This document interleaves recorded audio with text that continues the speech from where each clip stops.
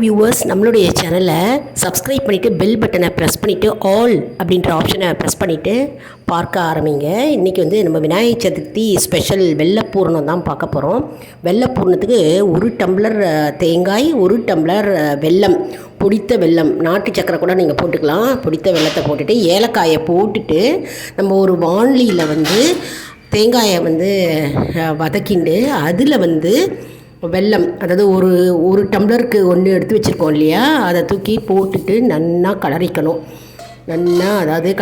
வேணுன்னா நெய் கொஞ்சோண்டு போட்டுக்கலாம். இதுலேயே ஏலக்காவை நம்ம போட்டுட்டோம்.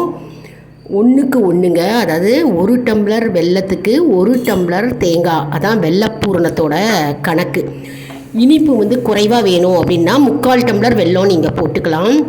நல்லா கலரணுங்க, அதாவது பிசுக்காக இருக்க மாதிரி கலரணும். பிசுக்குன்ற பதம் வரணும். அப்படின்னா நல்லா பிடிச்சி ரவுண்டாக இப்போ இந்த மாதிரி எடுத்துட்டோம்.